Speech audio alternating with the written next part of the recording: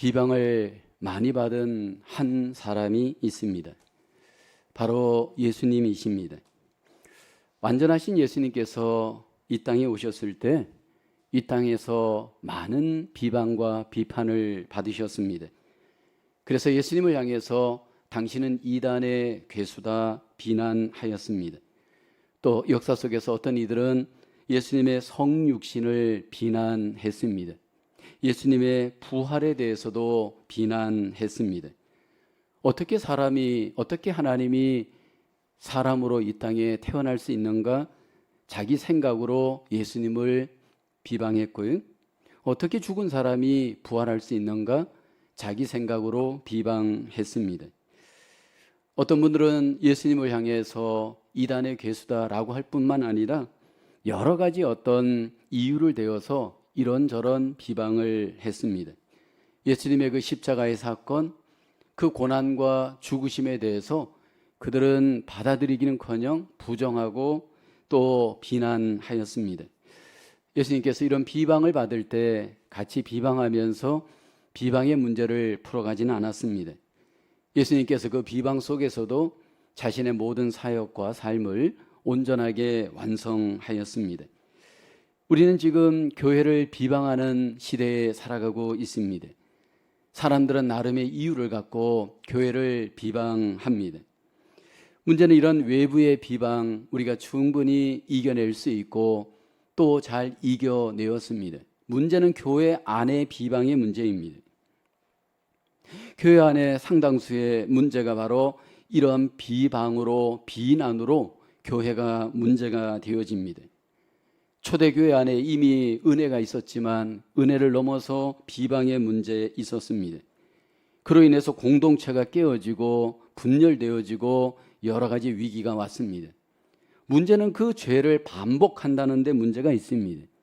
그 죄를 반복하면서 결국 하나님 나라를 어지럽히고 하나님의 영광을 가로막는 데 문제가 있습니다.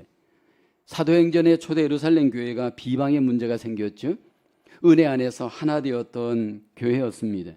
그런데 구제를 하다가 결국 헬라파 유대인들과 히브리파 유대인들 사이에 서로 비방하고 비난하였습니다.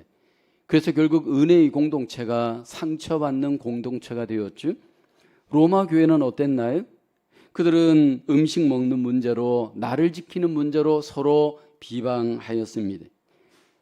그래서 그 문제로 인해서 교회가 하나 되지 못하고 외부적인 박해와 핍박은 잘 이겨내었는데 내부적인 이런 비방의 문제로 교회의 공동체가 어려웠게 되었습니다.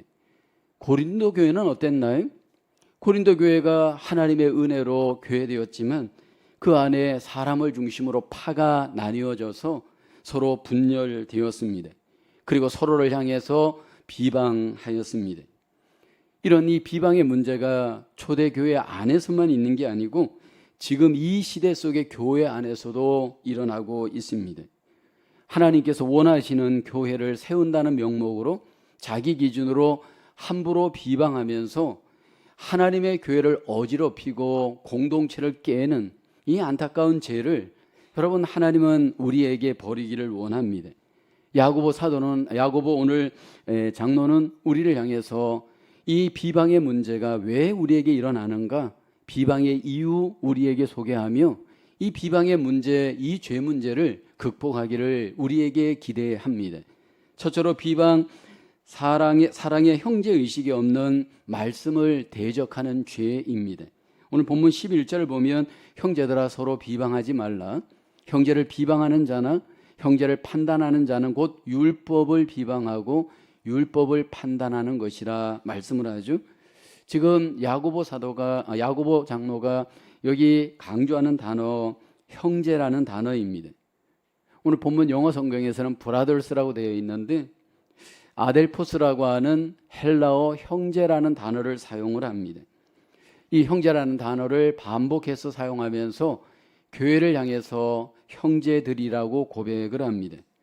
우리 그리스도인들을 향해서 하나님은 우리가 서로 형제라고 말씀을 합니다. 우리가 같은 피를 나누었기 때문입니다. 예수 그리스도 안에서 우리가 한 피를 나눈 하나님 나라의 귀한 가족이기 때문입니다. 예수님께서 이 땅에 오셔서 가족의 개념을 우리에게 다시 세워주셨습니다.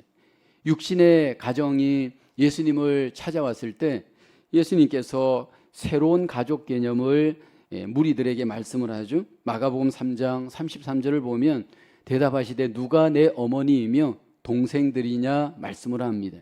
그때 예수님께서 마가복음 3장 34, 35절에 둘러앉은 자들을 보시며 이르시되 내 어머니와 내 동생들을 보라. 누구든지 하나님의 뜻대로 행하는 자가 내 형제요 자매요 어머니이니라. 그러면서 하나님 나라의 가족의 개념은 다른 개념임을 말씀을 하는데 하나님의 뜻대로 믿고 살아가는 자가 하나님 안에서 한 가족이다 말씀을 하십니다. 보통 우리가 사랑을 강조할 때 가장 끈끈한 사랑을 가족애를 취급을 합니다. 우리는 가족이기 때문에 서로 약점을 이해하고 지지하고 서로 사랑을 합니다. 그런데 하나님은 우리에게 예수 그리스도 안에서 우리가 한 가족이다, 한 형제이다 이렇게 우리에게 강조를 합니다.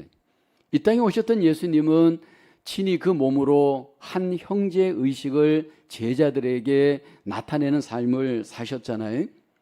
제자들이 주님을 얼마나 실망시키고 여러 가지 측면에서 주님을 이렇게 저렇게 마음 아프게 했습니다. 십자가를 앞에 두고 예수님께서 제자들과 마지막으로 만찬 자리를 가질 때 이미 그 연약한 제자들, 문제점이 있는 제자들을 주님께서 형제의식을 갖고 관계하잖아요. 그래서 주님께서 대야에 물을 떠다가 허리에 수건을 두르고 일일이 그 발을 씻겨 주십니다. 그리고 이렇게 말씀하죠. 요한복음 13장 14절에 보면 내가 주와 또는 선생이 되어 너희 발을 씻었으니 너희도 서로 발을 씻어주는 것이 옳으니라. 이제 너희가 서로 형제로서 형제의식을 갖고 서로를 섬기며 서로를 사랑하는 것, 이것이 바로 하나님 나라의 한 가족이다, 하나님 나라의 한 공동체이다 우리에게 말씀을 합니다. 이렇게 주님이 강조했는데도 제자들이 깨닫지 못하고 주님을 베드로가 3번씩 부인하잖아요. 그때 주님께서 십자가에 죽으시고 사흘 만에 부활한 뒤에 베드로를 찾아갑니다. 주님을 3번씩 부인한 베드로를 찾아가서 주님께서 자신의 상처받은 것을 말하지 않습니다. 먼저 주님께서 말씀하신 것은 빈배를 맞이한 그 베드로에게 주님께서 찾아가셔서 함께 조반을 나누고 그리고 베드로에게 이렇게 말씀하잖아요. 요한의 아들 시몬아, 내가 나를 사랑하느냐? 주님께서 사랑을 질문합니다. 한 형제로서 함께 형제의식을 나누었던 베드로의 그 실망스러운 모습을 주님께서 정죄하지 않습니다. 그리고 형제의식을 갖고 다시 한번 사랑하며 기회를 주잖아요. 그리고 내 양을 치라. 그리고 난 뒤에 베드로에게 사명을 회복하십니다.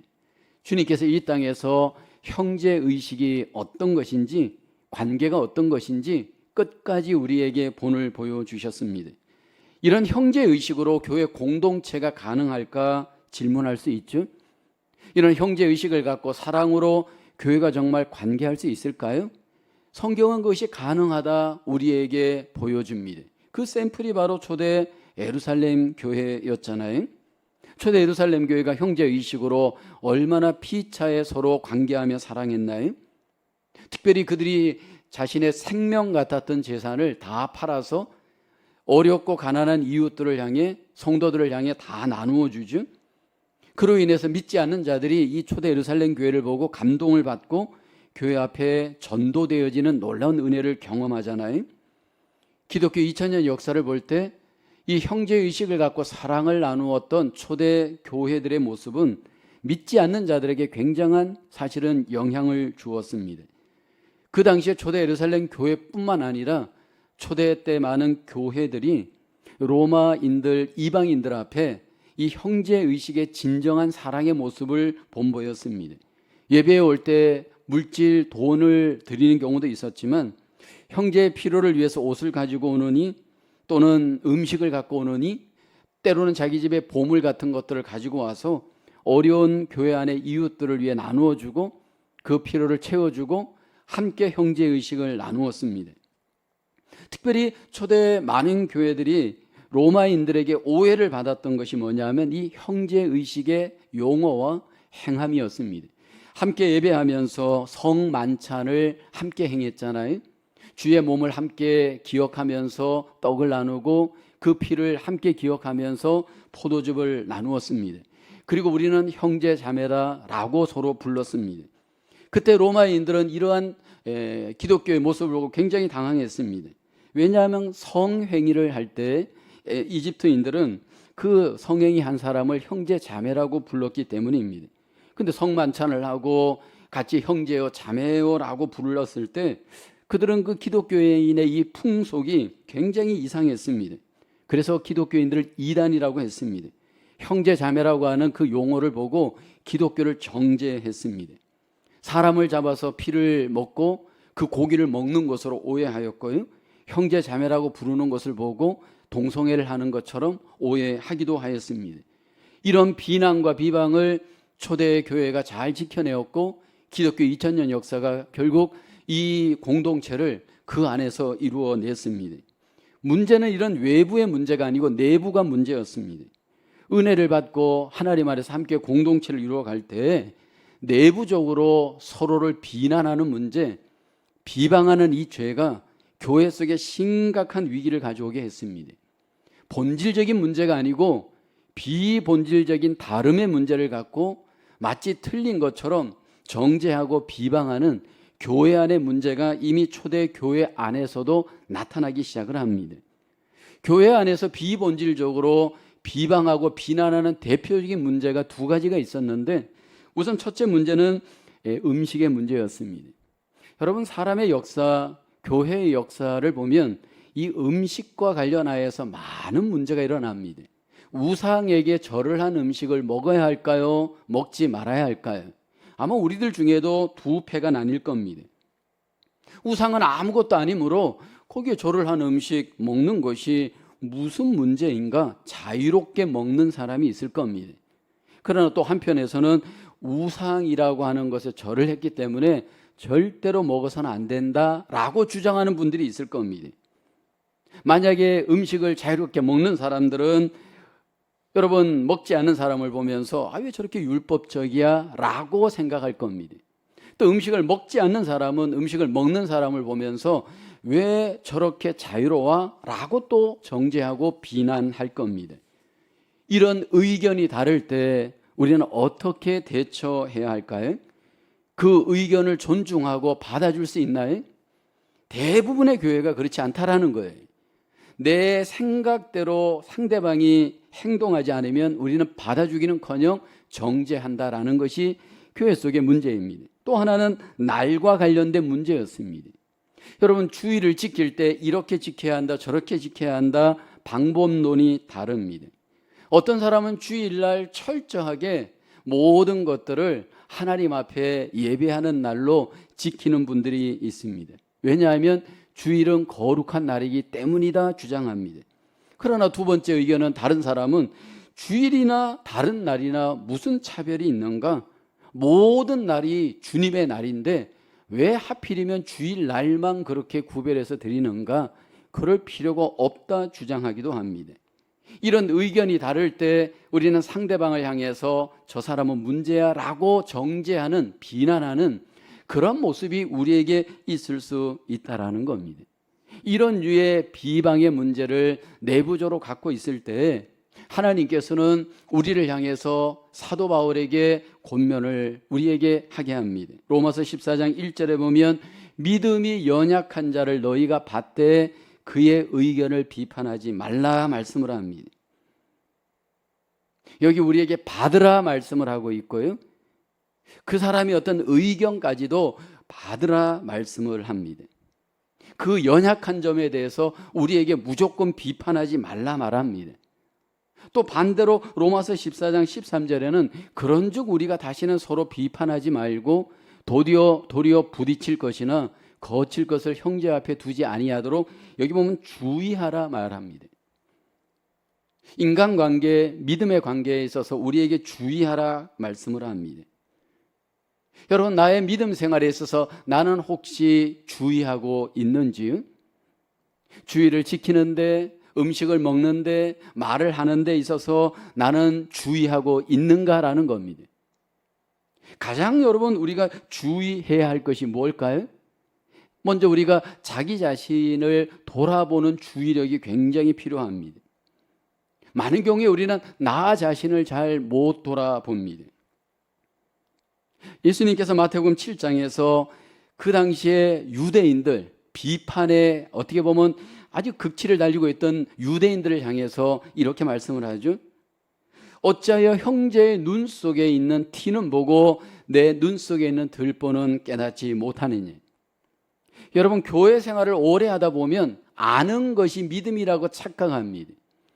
경험 자체가 능력이라고 오해합니다. 사역을 내가 좀 많이 하면 그것 자체가 내가 마치 신앙이 된 것처럼 착각하는 분들이 있잖아요.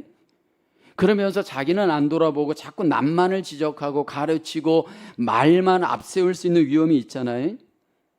형제는 없고 자꾸 정죄만 하려고 하잖아요. 그러다 보니까 관계가 다 깨지잖아요. 여러분, 교회 생활 오래 하는데 자칫 하나님 중심의 교회 생활이 아닌 내 중심으로 내 공로를 앞세우면서 교회 생활 잘못하는 분들 보면 전부 주변의 관계가 다 깨지잖아요. 우리가 가정에서 자녀를 키울 때 여러분, 그 자녀를 통해서 가장 많이 경험하는 것이 있잖아요. 우리의 자녀들이 얼마나 단점이 많고 얼마나 연약한 점이 많아요. 여러분, 밥을 한번 먹기 위해서는 수백 번, 수천 번 여러분 숟가락질의 실패를 거듭하죠. 여러분, 배변 훈련도 그냥 되나요? 많은 반복 속에, 실수 속에 그 훈련이 되어지잖아요. 근데 그 부모들이 그 실수하는 자녀들을 어떻게 합니까? 항상 그 부분에 대해서 전제하고 그것을 이해하고 그것을 품어주니까 자녀들이 결국 그 반복되어진 실수 속에서 자라게 되어집니다. 왜냐하면 사랑하기 때문입니다. 사랑의 눈으로 자녀들을 보기 때문에 흠과 허물이 더 이상 문제가 되지를 않습니다. 교회 생활할 때 우리가 바로 그걸 경험하는 겁니다. 여러분, 교회 생활을 형제의식을 갖고 사랑의 관점으로 서로를 바라보게 되면 흠과 허물도 내가 덮을 수가 있습니다. 나의 형제요, 나의 자녀라고 생각한다면, 여러분, 그 지체의식이 있다면 우리는 결국 품어줄 수가 있습니다. 하나님 안에서 저와 여러분들이 하나님이 기뻐하는 그 사랑의 마음이 나에게 있는가라는 겁니다. 그러한 형제의식이 내 안에 있는가라는 겁니다. 하나님께서 우리에게 예수 그리스도의 피로 형제되게 하셨다면 먼저 우리가 그 예수 그리스도의 사랑과 은혜를 기억하며 비방을 멈추고 항상 사랑 안에서 관용하며 관계할 수 있는 저와 여러분 되기를 주님의 이름으로 축원합니다. 두 번째로, 비방, 하나님보다 나의 생각과 판단이 우선되는 악한 모습입니다. 11절 중반절 이하를 볼까요? 형제를 판단하는 자는 곧 율법을 비방하고 율법을 판단하는 것이라. 내가 만일 율법을 판단하면 율법의 준행자가 아니요 재판관이로다. 항상 모든 것들이 내가 기준인 분들이 있잖아요. 그 내 기준으로 판단하게 되어지면 결국 여러분, 우리는 비방하게 되어집니다. 내 생각이 옳다라고 전제하고 기준하게 되어지면 우리는 남을 비방할 수밖에 없습니다. 하나님의 그 말씀의 기준으로 간다면 하나님께서 그 말씀으로 우리를 판단하라고 정죄하라고 말씀을 준 것은 아니에요.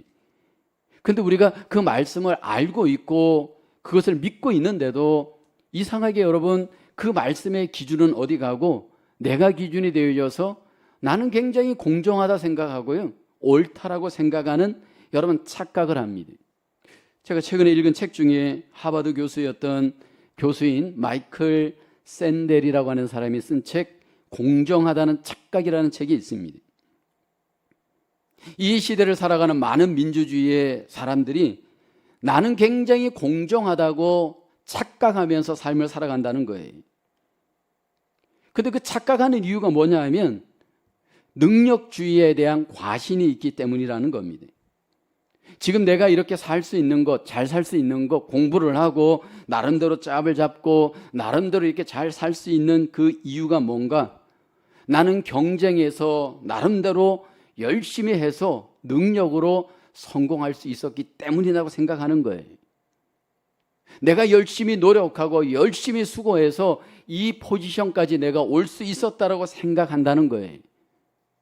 그러므로 나는 공정한 나이기 때문에 그 능력에 의해서 내가 지금 대응 삶이기 때문에 그렇지 못한 사람에 대해서는 결국 그 사람이 노력하지 않았기 때문에 그래서 문제이다라고 생각하는 내 안에 능력 과신주의의 생각을 갖고 있다는 거예요. 여러분, 이렇게 공정하다고 생각하는 이 공정의 기준이 바른 공정인가? 이 저자는 이야기를 하죠. 자, 누구는 태어날 때 DNA가 머리가 더 좋은 사람이 있고 더 좋지 않은 사람이 있을 수 있어요. 자랄 때 금수저로 자란 사람이 있고 흙수저로 자란 사람이 있어요.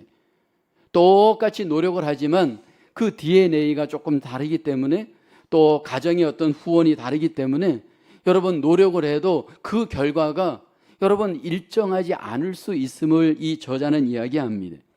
능력주의에 대한 문제점을 지적을 합니다.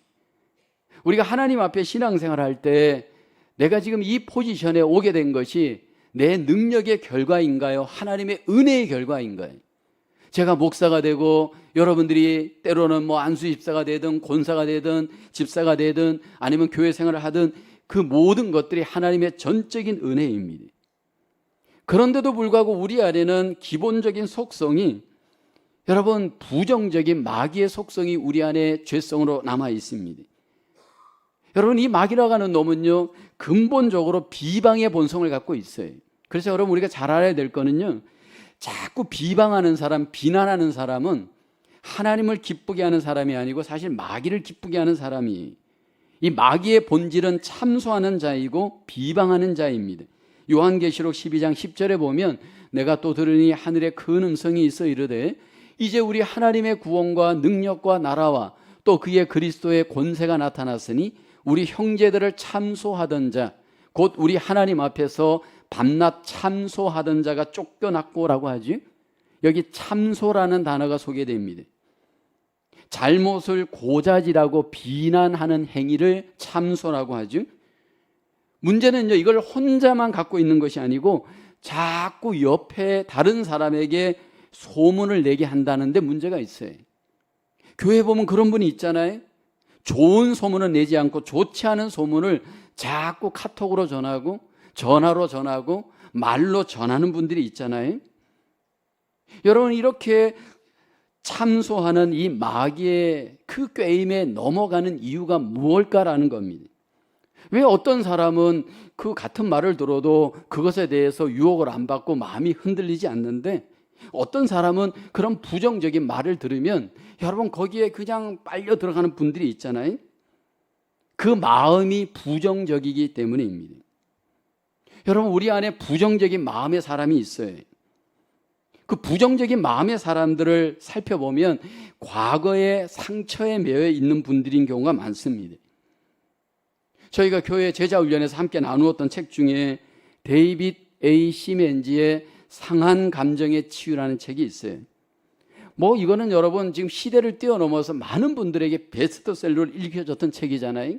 아직 못 읽어봤다면 아마 저는 꼭 한번 읽어보라고 강추합니다. 이 책에 보면 상처받은 감정의 사람들이 소개됩니다. 상처받은 감정의 사람들은 어떤 모습으로 살아갈까요? 나이테 이야기를 이 시멘즈 목사님은 하죠. 먼저 여러분 나무를 보게 되면 그 안에 나이테가 있어요.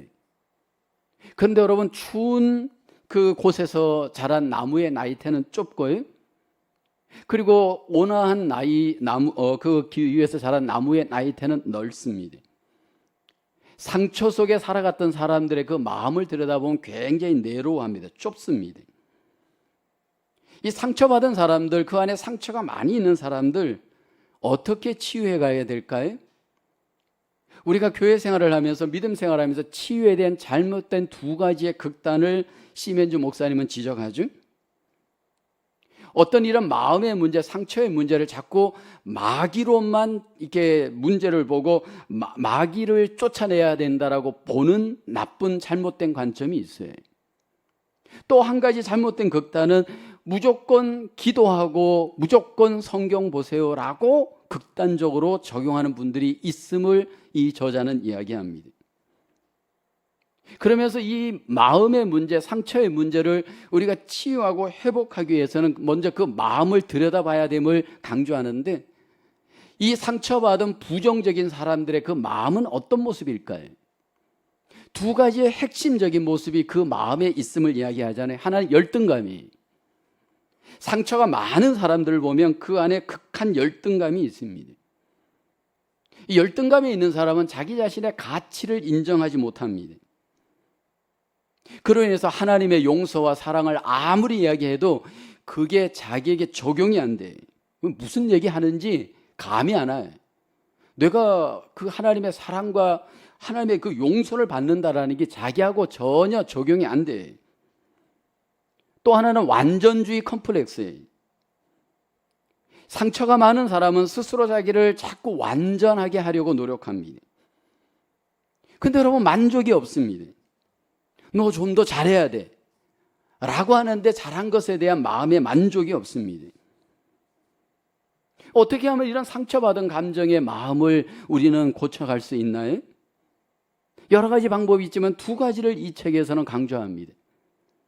부정적인 마음의 사람, 부정적인 과거를 마음에 품고 살아가는 사람에게 두 가지의 치유의 핵심이 있는데, 첫째는 문제를 직시하라고 강조합니다. 많은 분들이요, 이 문제를 직면하지 않고 직시하지 않아요. 마음의 문제, 상처의 문제를 하나님 앞에 인정하지 않아요. 그런데 여러분, 상처를 고치기 위해서는 하나님, 내 안에 이런 마음이 있습니다. 분노하는 마음, 미워하는 마음, 시기하는 마음, 남에 대해서 이러이러한 나쁜 마음이 있습니다. 내 과거에 누구를 용서하지 못하고, 그리고 모든 것들에 대해서 내 안에 억울함이 있습니다. 솔직히 그 마음을 인정하고 자백하고 회개하고 하나님 앞에 그 마음을 나누고 고백하면서 풀라라고 얘기를 합니다. 많은 기도가 필요하겠죠? 그 다음에 두 번째는요, 어떤 문제이든지 자신에게 책임이 있다는 것을 인정하라는 거예요. 항상 상처받은 사람은 이렇게 얘기해. 누가 문제라고 얘기해. 환경의 문제, 사람의 문제, 외부에 자꾸 문제를 떠넘겨요. 전가시켜요. 그리고 이렇게 얘기해. 나는 희생양이라고 생각합니다. 그러면서 자신의 그 어떤 피해자 의식을 갖고 피해자 코스프레를 합니다. 그러면서 사람들의 동정을 사고 사람들의 여론을 몰아가려고 합니다. 여러분, 이 부정적인 마음을 갖게 되어지면요, 이 부정적인 사람들은 결국 부정적인 행동을 할 수밖에 없고 부정적인 말을 할 수밖에 없어요. 그래서 마귀에게 이용을 당해요. 가장 먼저 이 부정적인 마음을 품고 살아가는 사람은 권위자에 대해서 대적합니다. 하나님도 대적하고요, 하나님이 세운 권위자에 대해서 부정적 감정으로 대적하기 시작을 합니다. 이스라엘 백성들이 애굽에서 나와서 광야를 통과할 때입니다. 그 광야에서 제사장 그룹이었던 고라 자손이 있었습니다. 그런데 이 고라 자손들이 모세와 아론에 대해서 적대적인 감정을, 부정적 감정을 갖습니다. 아니, 우리가 저 사람들보다 못한 것이 없는데 왜 우리가 저 권위에 순복해야 돼? 라고 하는 부정적 마음이 있었습니다. 그래서 250명 그 지휘관들과 함께 모세와 아론을 대적하는 쿠데타를 일으킵니다.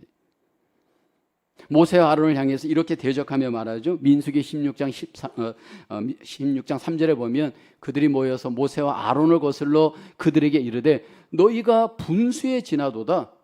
해중이 다 각각 거룩하고 여호와께서도 그들 중에 계시거늘 너희가 어찌하여 여호와의 총회 위에 스스로 높이느냐. 그러면서 대적을 합니다. 어떻게 됐을까요? 하나님께서 그 250명 그 고라 자손에게 하늘에서 불을 내립니다. 그래서 그로 인해서 결국 그들을 죽여버립니다. 너무한 거 아닙니까? 아니, 그 말로써 그냥 그 권위를 인정하지 않고 대적한 죄가 뭐 그렇게 크다고 죽여버릴까요? 사실은 여러분, 그 사람을 대적한 게 아니고 하나님을 대적한 죄예요. 그리고 마귀를 결국 따른 것이기 때문입니다. 여러분, 우리가 신앙생활을 할 때 기억해야 될 것은요, 우리의 마음을 하나님이 굉장히 중요하게 여겨요. 겉으로 나타나는 것보다 하나님이 먼저 보시는 것은 우리의 마음이에요. 우리의 마음 속에 부정적인 마음을 갖고 있는 사람을 하나님은 기뻐하지 않아요. 특별히 그 생각 속에 여러분 부정적인 생각을 갖고 있느니 하나님이 기뻐하지 않아요. 그래서 하나님은 우리에게 은혜를 주실 때 가장 먼저 마음에 주시고 더 구체적으로 마음의 생각에 하나님이 주셔요. 그 마음의 생각이 변화된 사람을 하나님이 사용하시고 축복해 주셔요. 로마서 12장 2절에 말씀하죠. 너희는 이 세대를 본받지 말고 오직 마음을 새롭게 함으로 변화를 받아 하나님의 선하시고 기뻐하시고 온전하신 뜻이 무엇인지 분별하도록 하라. 여러분, 이 마음이 새로워지고 생각이 새로워지는 과정이 어떻게 가능할까요? 어둠이 있을 때 빛이 들어오면 어둠은 물러갑니다. 우리의 부정적인 마음, 감정, 생각이 어떻게 여러분 빛을 경험할 수 있을까요? 빛 대신 하나님의 말씀이 우리 안에 입력돼야 돼요. 하나님의 말씀이 우리 안에 들어오게 되면 그 말씀은 우리에게 놀라운 능력을 행합니다. 히브리서 4장 12절에 말씀하죠. 함께 고백해 볼까요? 시작. 하나님의 말씀은 살아있고 활력이 있어 좌우의 날선 어떤 검보다도 예리하여 혼과 영과 및 관절과 골수를 찔러 쪼개기까지 하며 또 마음의 생각과 뜻을 판단하나니. 저는 20대 때 회심하고 하나님 앞에 헌신하고 하나님의 길을 가기로 결심했습니다. 근데 내 안에 굉장한 분노감이 있었던 게 정의감 때문에 이 사회를 바라보는 시각이 옳지 않았습니다. 그때 하나님께서 저에게 묵상을 경험하게 했습니다. 하나님의 말씀을 날마다 묵상하면서 대학 일기에 적으면서 내 안을 하나님이 회복하기 시작을 했습니다. 여러분, 그 안에 부정적인 마음이 있는 사람은 어떤 경우라도 하나님께서 쓰실 수가 없어요. 일단 자기 안에 갈등이 많기 때문에 그 말이 자꾸만 부정적이 되어져요. 저도 20대 후반 때 그랬습니다. 그래서 하나님 앞에 묵상하면서 하나님이 주시는 이 은혜로 그 마음에 하나님께서 생각의 변화를 가져다 주었습니다. 하나님의 말씀은 우리 안에 들어와서 믿음으로 적용할 때 예리한 칼과 같습니다. 그래서 그 예리한 하나님의 말씀이 우리 마음의 생각을 새롭게 합니다. 그래서 우리의 생각을 쪼갭니다. 하나님의 생각으로 쪼개지면서 그 안에 부정적인 생각이 쪼개지기 시작합니다. 그리고 우리 안에 하나님의 생각으로 채워집니다. 이야기를 나누다 보면 많은 사람들이 부정적인 세계관을 갖고 있습니다. 인생을 부정적으로 보는 분들이 너무나도 많습니다. 교회 안에 심지어는 리더인 사람들도 부정적인 마인드, 부정적인 생각으로 살다 보니까 말이 부정적이에요. 그러니 그 인생이 풀릴 수가 없어요. 여러분, 교회가 어떤 경우라도 부정적인 말, 부정적인 생각, 부정적인 삶을 살게 되면 하나님이 기뻐하지 않아요. 그래서 하나님의 말씀으로 자꾸 내 안에 부정적인 생각을 쪼개버리고 이것들을 하나님 앞에 결단하면서 내 마음을 하나님이 원하는 정결한 마음으로 채워야 됩니다. 그럴 때 분별력이 생깁니다. 그러면서 결국 부정적인 삶을 떠나보내게 되어집니다. 저와 여러분 속에 하나님의 말씀이 들어와 생각이 되어져 마음이 되어져 분별력 있게 이 세상 속에 승리하시는 저와 여러분 되기를 주의 이름으로 축원합니다. 세 번째로 비방, 내가 하나님이 되어 심판하는 죄악된 행동입니다. 오늘 본문 12절 이렇게 말씀하죠. 입법자와 재판관은 오직 한 분이시니 능히 구원하기도 하시며 멸하기도 하시느니라. 너는 누구이기에 이웃을 판단하느냐. 오늘 야고보 기자가 우리에게 질문하잖아요. 너는 누구냐는 거예요. 너는 누구이기에 너가 이웃을 함부로 심판하느냐 말합니다. 여러분, 나는 누구입니까? 나는 하나님이 아니잖아요. 근데 여러분, 교회 속에서 내가 하나님이 되어진 사람들이 있어요. 내가 법을 세우고 내가 법을 집행하고 내가 모든 것들을 판단하는 입법자와 재판관 같이 하나님이 역할을 하려고 하는 분들이 있잖아요. 하나님께서 우리 교회 속에 주인이시고 입법자도 하나님이고 재판관도 하나님인데 내가 되고 안 되고를 다 결정하려고 하잖아요. 가장 문제가 무엇일까요? 소크라테스가 그런 말을 했잖아요. 너 자신을 알아라. 옛날에 한국의 어떤 영화 중에 그 여자 배우가 그런 말을 했어요. 너 자신을 아세요라는 말을 했습니다. 여러분, 인간의 가장 어리석은 모습이 뭐냐 하면 자기 분수를 모르는 거예요. 자기 자신의 분수를 모르는 사람들의 특징이 뭔가요? 내가 하나님이 되어서 자기 역할도 못하면서 자기 자신도 불완전하면서 내가 하나님이 되어서 지배하고 조종하려고 해요. 근데 여러분, 우리가 은혜를 받게 되어지면 가장 먼저 나타나는 핵심적인 모습이 하나 있어요. 내가 없어지고 하나님이 나타나기 시작하잖아요. 내가 주인이 아니라 하나님이 주인이 되고, 내가 왕이 아니라 하나님이 왕이 되어집니다. 사도 바울을 보세요. 그가 얼마나 비판과 비방의 사람이었습니까? 그리스도인들을 앞장서서 비방하고 여러분 죽이려고 했던 사람이 은혜 받고 나니까 내가 죄인 중에 괴수입니다 고백을 해요. 그를 체인지했던 은혜가 바로 변화의 힘이 바로 은혜였습니다. 여러분, 그 사람이 은혜 받은 사람인가 은혜 받지 못한 사람인가 단적으로 알 수 있는 핵심적인 증거 하나를 딱 알 수 있습니다. 나에 대해서 어떤 태도를 갖고 있는가를 보면 알아요. 내가 왕인 사람, 은혜 받지 못한 사람이, 하나님만이 왕으로 여기고 나를 그 왕 밑에 하나님 앞에 내려놓는 사람, 은혜 받은 자예요. 여러분, 교회에서 가장 조심해야 될 사람이 누구입니까? 내가 왕이 되어서 좌지우지하려고 하는 사람이, 만약 목사인 저가 왕이 되어서 이 교회를 좌지우지를 한다면 여러분, 이 교회 속에 하나님 일하실 수 없어요. 안수 집사님들도 조심하셔야 돼요. 교회 속에 내가 마치 퍼스트가 된 것처럼 세컨이 된 것처럼 좌지우지를 하면 여러분, 하나님이 일하실 수 없어요. 근데 여러분, 이게 우리 속에 나타날 수 있는 현실의 문제잖아요.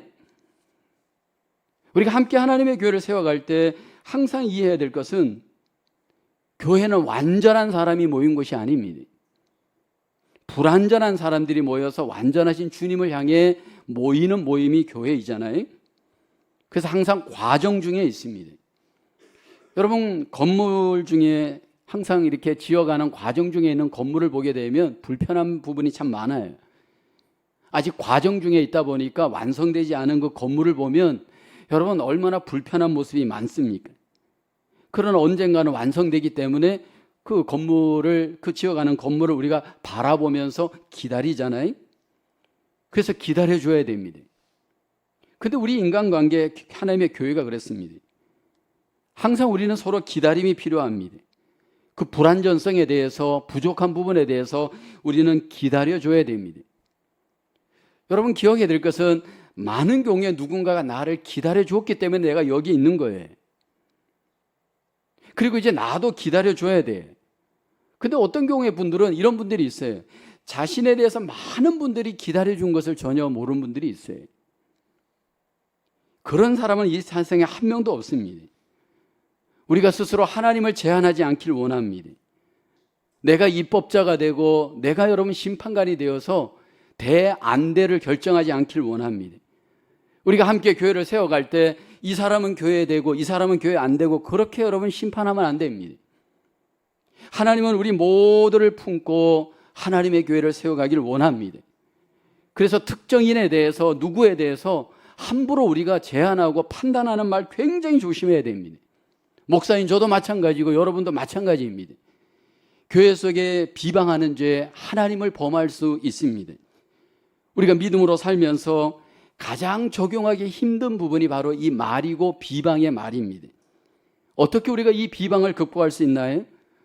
하나님께 받은 그 은혜와 사랑으로 형제의식을 갖고 우리가 서로 관계할 수 있어야 할 줄로 믿습니다.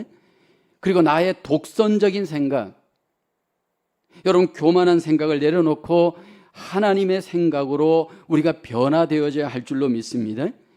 내가 심판관의 자리에서 내려와서 하나님이 오직 우리의 주관자이시고 심판자이심을 인정하면서 하나님 앞에 우리를 맡기고 드려야 할 줄로 믿습니다. 우리의 삶 속에, 관계 속에 다시 한번 우리의 삶이 하나님이 기뻐하시는 삶으로 비방을 버리고 승리하시기를 주의 이름으로 축원합니다. 기도하겠습니다. 은혜가 풍성하신 하나님, 우리를 죄에서 구원하시고 하나님의 은혜로 자녀되게 하셔서 하나님의 귀한 복을 누리게 하심을 감사합니다. 이 받은 하나님의 은혜를 기억하며 이제 하나님, 우리가 우리 스스로를 교만하게 내세우지 않게 하시고 하나님만이 우리의 왕이시고 하나님의 생각으로 하나님의 사랑으로 우리가 함께 교회를 세우며 이웃들과 관계할 수 있도록 우리를 인도하여 주시옵소서. 하나님, 교회 속에 상처받은 자들이 있습니까? 하나님의 은혜로 치유하여 주시고 이제 상처받은 자로서 메인바되지 않게 하시고 하나님의 사랑에 메인바 되어져 은혜를 끼치고 은혜를 나누는 삶으로 살아갈 수 있도록 우리를 인도하여 주시옵소서. 모든 것을 주님께 의탁하옵고 예수님의 이름으로 기도하옵나이다. 아멘.